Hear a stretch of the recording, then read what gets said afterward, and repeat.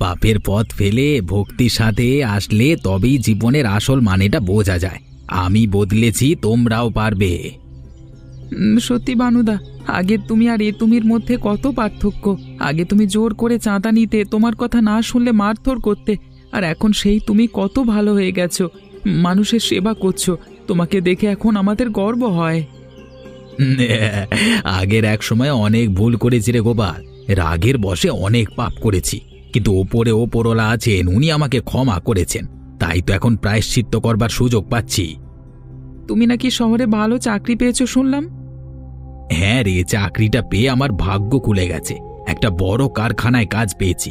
প্রত্যেক দিন দুপুরে মাংস ভাত দেয়, বেতনও ভালো। কাজ করতে করতে বুঝেছি খারাপ পথে কিছু নেই, খেটে খাওয়ার মধ্যে আলাদাই শান্তি। কারখানার কাজ মানে কিসের কাজ বানুদা? কাগজে কলমে হিসেব দেখবার কাজ, খুব সহজ। তাই নাকি? ওরা ট্রেনিং দেয় বুঝি? হ্যাঁ, তা দেয়, সব শিখিয়ে পড়িয়ে নেয়। তোর চেনা পরিচিত কারোর চাকরির দরকার হলে বলিস, আমি ব্যবস্থা করে দেব। সত্যি বলছো বানুদা? আমার দাদা একটা কাজ খুঁজছিল। ঠিক আছে, বিপ্লবকে বলিস আমার সঙ্গে দেখা করতে। আমি ওকে পরের সপ্তাহেই শহরে নিয়ে যাব। আমাদের অফিসে খাওয়া দাওয়া থাকা সব ফ্রি, বুঝলি? তোমাকে যে কি বলে ধন্যবাদ জানাবো। না না, ঠিক আছে ঠিক আছে, আমিও তো তোর বড় দাদার মতোই, তাই না? হ্যাঁ।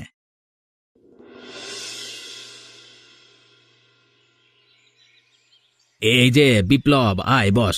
শহরে বড় একটা কারখানায় লোক নিচ্ছে, সহজ কাজ, পরিষ্কার পরিচ্ছন্ন জায়গা।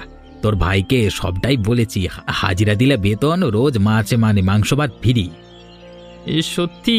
রোজ মাংস ভাত দেয় ফ্রিতে? মানে সত্যি, মানে 100% সত্যি। প্রতিদিন ভাত মাংস দেয়, আর কাজও সহজ। আমি রাজি। গ্রামে বসে তো আর তেমন কিছু হচ্ছে না। সত্যি বলতে এই চাষবাসে পেট চলে না। তোরা হচ্ছিস গ্রামের খুব যুব সমাজ। এখনই তো শহরে গিয়ে কাজ করবি, ভালো টাকা আয় করবি, তবে না ভবিষ্যৎ সুখের হবে। তুমি ঠিকই বলেছো ভানুদা। আচ্ছা, আমার কিছু বন্ধুও কাজ খুঁজছে, ওদেরকেও কি বলবো? হ্যাঁ বল না, কত বড় কারখানা জানিস, শয়ে শয়ে কর্মচারী। ওদেরকে বলিস আমার সঙ্গে এসে একবার কথা বলে যেতে। আর হ্যাঁ, আগে থেকেও বলে রাখছি, হুটহাট কিন্তু গ্রামে আসা যাবে না। বাড়িতে সেটা বলে তারপর আসবি, বুঝলি? ঠিক আছে। আচ্ছা দাদা, শহরে তাহলে কবে যাব? পরশু সকালে ট্রেন। তোর বন্ধুরা যারা কাজ করতে চায় সবাইকে একসঙ্গে নিয়ে যাব। কাজটা কেমন দাদা? মানে আমি পারবো তো? আমার কিন্তু খুব ভয় করছে, আসলে আগে তো চাষবাস ছাড়া তেমন কিছুই করিনি। আরে ভাই, ভয় কিসের? আমিও তো করছি, তুইও পারবি, কোনো ভয় নেই। দাদা, তুমি সত্যি কত বদলে গেছো। ওপরওয়ালা তোমাকে ভালো রাখুক, সুস্থ রাখুক। এই যে তোদের থেকে এত ভালোবাসা পাচ্ছি, এটাই আমাকে শক্তি যোগায়, বুঝলি? সাবধানে যাস বাবা, নিজের খেয়াল রাখিস। মা, ভানুদা আছে তো, তুমি এত চিন্তা করছো কেন? তাছাড়া আমার সঙ্গে শান্ত, অরুণ, বাবলু ওরাও তো আছে। এখন একটু কষ্ট করলে পরে সব ঠিক হয়ে যাবে। তোমরা সাবধানে থেকো। ট্রেন ধরবার সময় হয়ে গেল, আমি আসছি। হ্যাঁ হ্যাঁ, ভালো থাকিস বাবা।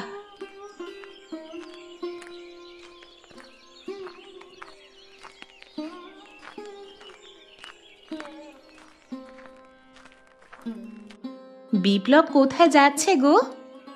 শহরে চাকরি পেয়েছে, সেখানেই যাচ্ছে। বাহ, এ তো খুব ভালো খবর। হ্যাঁ, তবে সবটাই সম্ভব হয়েছে ভানুর জন্য।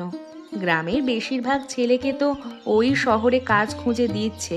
আর সব থেকে ভালো ব্যাপার হলো, সেখানে বেতন তো পাবেই, তাছাড়া প্রতিদিন দুপুরে মাংস ভাত খাওয়ানো হয়। সত্যি ভানু যে এত ভালো হয়ে যাবে কে জানতো। ভালো হলেই ভালো, তবে সত্যি ভালো হওয়া আর ভালো দেখানো, এই দুটোর মধ্যে কিন্তু অনেক পার্থক্য রয়েছে। না গো নবীনের মা, ভানু সত্যি ভালো হয়ে গেছে। নবীনকেও বলো এত পড়াশুনো না করে বরং ভানুর কারখানায় ঢুকে যাক, মাসে মাসে মাইনে পাবে, মাংস ভাত পাবে। না গো, ও পড়াশুনো করছে, করুক, ওর মাংস ভাত না হলেও চলে যায়, ও আলু সিদ্ধ ভাত পেলেই খুশি। তোমাদের মা ছেলের বড় বড় স্বপ্ন, কি আর বলবো। সেটা একেবারেই নয়, তবে আমি চাই ও পড়াশুনো করুক। এত ভালো রেজাল্ট করে পড়াশুনো করলে আমি জানি ও ঠিক ভবিষ্যতে অনেক উন্নতি করবে। ঠিক আছে, এখন ঘরে যাই, রান্না বসাতে হবে। হ্যাঁ যাও, আমিও যাই, মেলা কাজ বাকি।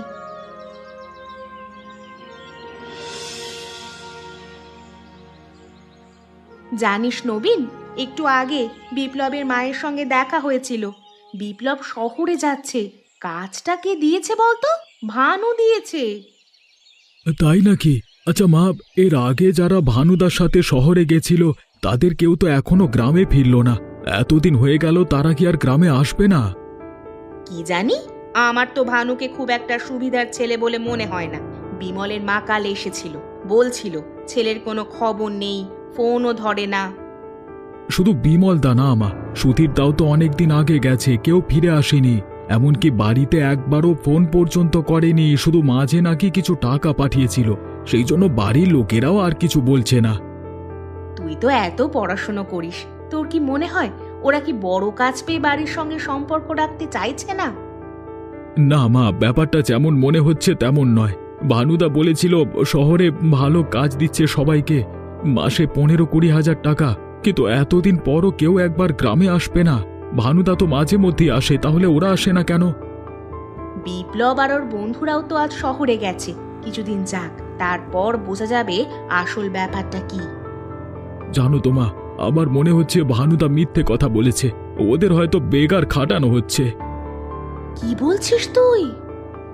আমি ইন্টারনেটে পড়েছি অনেক জায়গায় এমন হয়, গরিব ছেলেদের ভুলিয়ে নিয়ে গিয়ে বন্দি করে রাখে।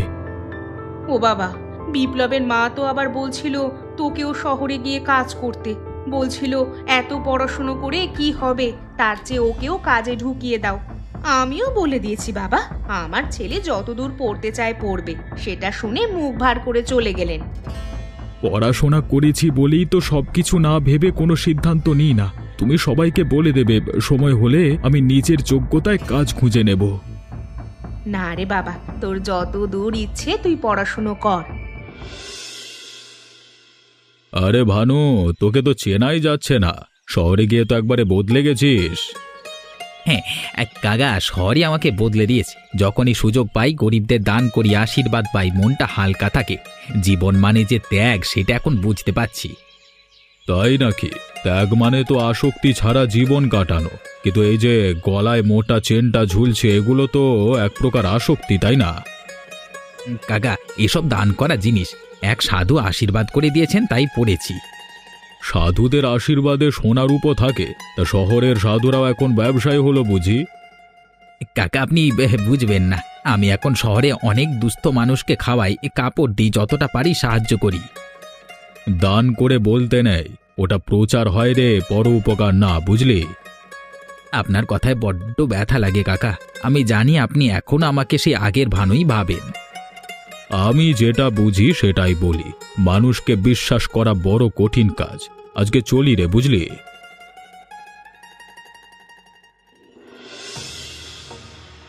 কাকিমা, কি হয়েছে? কারো অসুখ নাকি? সকাল থেকে সবাই বলছে তুমি নাকি কান্নাকাটি করছো। নবীন, নবীন তুই এসেছিস বাবা? দেখ না, বিমল শহরে কাজ করতে গেছিল প্রায় 1 বছর আগে। তারপর থেকে কোনো চিঠি নেই, খোঁজ নেই। 1 বছর? তুমি ভানুদাকে জিজ্ঞেস করেছো? হ্যাঁ, জিজ্ঞেস করেছিলাম তো। বললো ও নাকি অন্য কোথাও কাজ পেয়ে সেখানে চলে গেছে। সেখানে যাওয়ার পর ভানুর সঙ্গে আর কোনো যোগাযোগ করেনি। আমার অমন শান্ত ছেলেটা শহরে গিয়ে আমাদের সঙ্গে যে যোগাযোগ বিচ্ছিন্ন করে দেবে, আমি কখনোই ভাবিনি। তুমি চিন্তা করো না, আমি দেখছি কি করা যায়। আচ্ছা, শহরে যাবার পর বিমলদা একটাও চিঠি পাঠায়নি? হ্যাঁ, একবার পাঠিয়েছিল, সঙ্গে সঙ্গে কিছু টাকা পাঠিয়েছিল, আর বলেছিল খুব তাড়াতাড়ি আসবে। কাকিমা, ভয় পেও না, আমি তো কালকে শহরে যাচ্ছি। তুমি বরং একটা কাজ করো, বিমলদার একটা ছবি আর এই চিঠিটা আমাকে দিও। হ্যাঁ ঠিক আছে, আমি সন্ধেবেলায় তোদের বাড়ি গিয়ে দিয়ে আসবো। বিমলের খোঁজ পাওয়া যাবে তো নবীন? নিশ্চয়ই পাওয়া যাবে।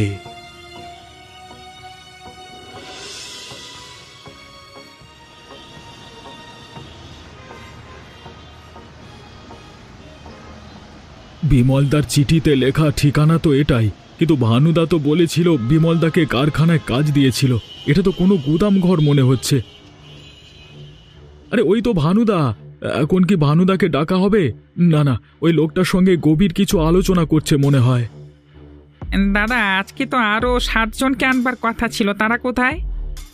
4 জনকে পটিয়ে আনতে পেরেছি, দেখছি খুব তাড়াতাড়ি যদি কিছু করা হয়। বাকি কাজ সব হয়ে গেছে তো? হ্যাঁ দাদা, হয়ে গেছে। আজকে ক্লিনিকে কে যাবে? একটা ছেলেকে বলেছি, ও আসবে একটু পরেই।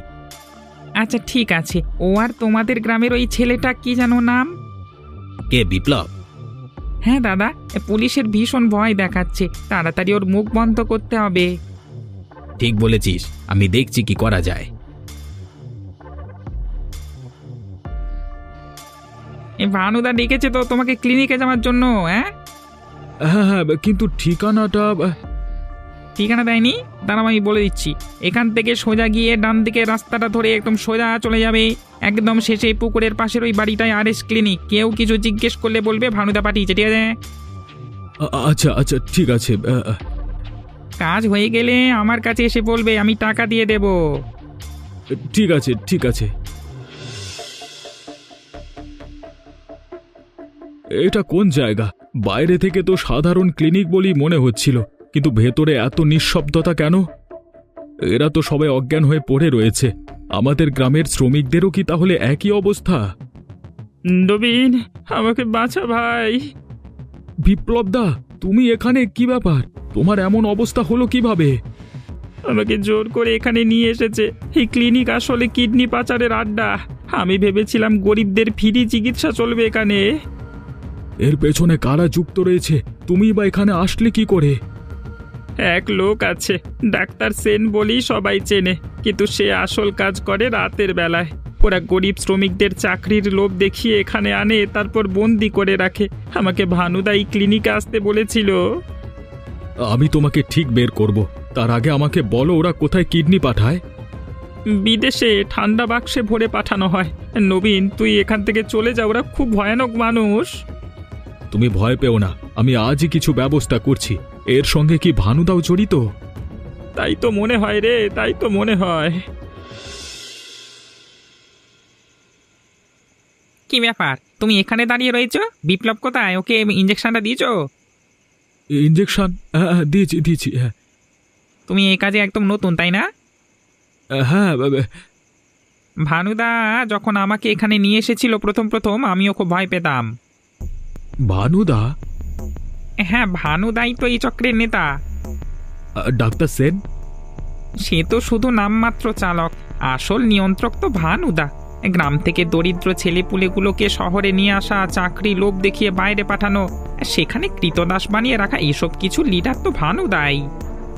আর যারা এখানে থাকে তাদের বাইরে পাঠানো হয় না কেন? ওই যে কিডনি পাচার করবে বলে। নেহাত বিপ্লবের ভাগ্যটা ভালো, নয়তো এতদিনে ওর কিডনি পাচার হয়ে যেত। আচ্ছা, আমি এখন চলি। হ্যাঁ হ্যাঁ হ্যাঁ হ্যাঁ, যাও। আর এই নাও তোমার টাকা। নবীন, তুই আমার পিছু নিয়েছিলিস কেন? এই ক্লিনিকের ভেতরে কি হচ্ছে সেটা জানবার এত আগ্রহ তোর? আগ্রহ না ভানুদা, কর্তব্য। আমি জানি তুমি খারাপ লোক। গ্রামের মানুষ তোমাকে কত বিশ্বাস করে, আর তুমি তাদের এই প্রতিদান দিচ্ছ। থাম তো তুই। কলেজে পড়াশোনা করে নিজেকে বড় গোয়েন্দা ভাবছিস নাকি? তোরও কিডনি পাচার করে দেব। আমার সাথে বেশি চালাকি করিস না। আমি কাউকে জোর করে তুলে আনিনি, সবাই নিজের ইচ্ছেতেই আর মাংস খাওয়ার লোভে এখানে এসেছে, ঠিক আছে? আমার ভুল হয়ে গেছে ভানুদা, তুমি আমাকে দয়া করে ছেড়ে দাও। তোর গোয়েন্দাগিরি করবার খুব শখ, তাই না? আমি সবার মতো তোর কিডনিও এবার পাচার করব। গ্রামে কিন্তু তোমাকে সবাই সন্দেহ করছে। এরপর তুমি ওই গ্রামে গেলে সবাই তোমার উপর হামলা করবে, আর তুমি যদি আমাকে মেরে ফেলো তাহলে গ্রামের লোক তোমাকে ছাড়বে না। তুই জানিস আমি এখনো পর্যন্ত কত মানুষকে মেরেছি? আর শোন, এখানে সবাই আমাকে সাধু হিসেবেই চেনে। আমি এত দান ধ্যান করি যে আমি কিডনি পাচারের সঙ্গে জড়িত, এই কথা শুনলে মানুষ হাসবে, বুঝলি? আর পুলিশ? পুলিশ প্রমাণ চায়। তুই এখান থেকে বেরোতে পারলে তবে তো পুলিশের কাছে যাবি। তুই এখানেই বন্দি থাকবি আজীবন। প্রযুক্তির যুগে অন্যায় করে পার পেয়ে যাওয়া এত সহজ নয়। এসব তুই কি বলছিস কি? তুমি জানো, আমি শহরে এসে সবার আগে থানার বড়বাবুর সঙ্গে কথা বলেছি, আর কিছুক্ষণের মধ্যেই তোমার খেলা শেষ হয়ে যাবে। আমাকে এসব বাচ্চাদের গল্প বলে ভয় দেখাচ্ছিস? হ্যাঁ, ধর। আমি ভাবিনি তুই আমাকে এভাবে ধরিয়ে দিবি নবীন। তুই কিন্তু খুব বড় ভুল করলি। তুমি কি ভেবেছিলে তুমি দিনের পর দিন অন্যায় করে পার পেয়ে যাবে? আচ্ছা আচ্ছা, তুই যে মোবাইলে রেকর্ড করলি, তোর ফোন তো তোর কাছে ছিল না। তোর বন্দি করার সময় তো প্রণবকে আমি বলেছিলাম তোর থেকে ফোনটা নিয়ে নিতে। প্রণবদা আমাকে সাহায্য করেছে। তখন প্রণবদা ফোনটা অন্য জায়গায় না রেখে আমার পকেটেই ঢুকিয়ে দিয়েছিল। কি, প্রণব এত বড় বেঈমান? একটু আগেই প্রণবদাকে জিজ্ঞেস করলাম যে ও তোমার বিরুদ্ধে গিয়ে কেন আমাকে সাহায্য করেছে। এর উত্তরে ও কি বলল জানো? কি বললো? তুমি ওর ভাইকে শহরে এনে মেরে ফেলেছিলে। প্রতিশোধ নিতেই ও তোমার কাছে কাজ শুরু করেছিল, কিন্তু সবকিছু পুলিশকে জানানোর সাহস পায়নি। যখন বুঝলো যে আমি তোমার বিরুদ্ধে পুলিশকে অভিযোগ জানানোর পরিকল্পনা করছি, তখন থেকেই ঠিক করেছিল আমাকে সাহায্য করবে। আমি কাউকে ছাড়বো না। তুমি এতদিন এত অপরাধ করেছো যে বাকি জীবনটা তোমাকে এখানেই কাটাতে হবে। তাই তুমি হাজার চাইলেও আর কারোর কোনো ক্ষতি করতে পারবে না।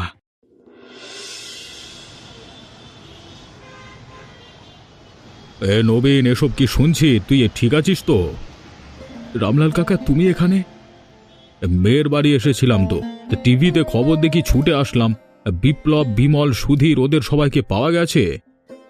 বিমলদাকে ছাড়া সবাইকেই পাওয়া গেছে। পুলিশ খুঁজছে, দেখা যাক। আপাতত সবাইকে হাসপাতালে নিয়ে যাওয়া হয়েছে। ডাক্তার বলেছেন যে ওষুধের কারণে সবাই অজ্ঞান ছিল, কিন্তু সময় মতো উদ্ধার হওয়াতে তাড়াতাড়ি সবাই সুস্থ হয়ে বাড়ি ফিরতে পারবে। কে বলবে এত সুন্দর ঝাঁ চকচকে ক্লিনিকে এমন জঘন্য কাজ হয়? তবে আমি আগেই জানতাম ভানু ছেলেটা সুবিধের নয়। ওসব সাধু সেজে থাকাটা পুরোটাই অভিনয় ছিল। আমারও প্রথম থেকে ভানুদার উপর সন্দেহ ছিল। বিমলদার মায়ের কাছে যখন শুনলাম বিমলদার কোনো খবর নেই, তখন আমার সন্দেহটা আরও তীব্র হয়। সেজন্যই কলেজে এসে আগেই থানার বড়বাবুর সঙ্গে কথা বলি। তারপর বিপ্লবদার পাঠানো চিঠির ঠিকানায় আসি। সেখানে ভানুদার দেখা পাই। তারপর এক এক করে পুরো বিষয়টা পরিষ্কার হতে থাকে। তুই না থাকলে সবাই হারিয়ে যেত রে। তুই যে কত বড় কাজ করলি। আমি শুধু দায়িত্ব পালন করেছি কাকা। এবার সবাইকে তাদের বাড়িতে পৌঁছে দিতে পারলেই শান্তি। আমার মেয়ের বাড়ি এখান থেকে খুব কাছেই। এই নে ঠিকানাটা রাখ। যে কদিন শহরে আছিস দিদির কাছে থাকিস, তারপর না হয় আমরা একসাথে গ্রামে যাব। আচ্ছা আচ্ছা আচ্ছা, ঠিক আছে ঠিক আছে।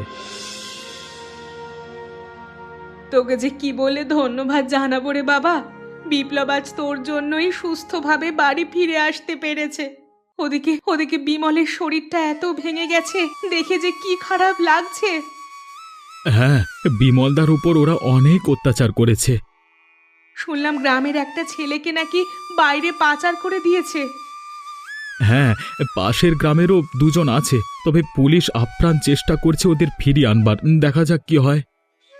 আজ তুই পড়াশুনো জানিস বলে সহজে ভানুর ফাঁদে পা দিসনি। সত্যি সবার পড়াশুনো শেখা উচিত। আমি রতনকে বলেছি যত দূর পারে ও পড়াশুনো করুক। তার জন্য যদি আলু সিদ্ধ ভাত খেয়ে থাকতে হয় তো তাই ভালো। লোভের মাংস ভাতের থেকে শান্তির আলু সিদ্ধ ভাত অনেক ভালো। ঠিক আছে, তুমি এখন বিপ্লবদার খেয়াল রাখো। ও এখনো ঘোরের মধ্যে আছে। হ্যাঁ, সে তো রাখবই। তা হ্যাঁ রে, ওই ভানু এখন থানায় তো নাকি? হ্যাঁ, আজীবন সেখানেই থাকতে হবে। আমার তো এখনো ভাবলে ভয় লাগছে। বিপ্লব যদি আর কিছুদিন ওখানে থাকতো, হয়তো ওকেও পাচার করে দিত। ভানুদা বা ওর মতো মানুষ এখানে চারিদিকে ছড়িয়ে রয়েছে। তাই যে কোনো সিদ্ধান্ত নেওয়ার আগে ভেবে চিন্তে নেওয়া দরকার। ওদিকে কিসের এত চিৎকার হচ্ছে গো কাকিমা? জানিস না, আমি তো আসার সময় দেখলাম সবাই ভানুর কুশপুত্তলিকায় আগুন জ্বালিয়ে বলছে সাধুর সাজে থাকলেই সাধু হওয়া যায় না, বিনা শ্রমে মাংস ভাত আর না আর না।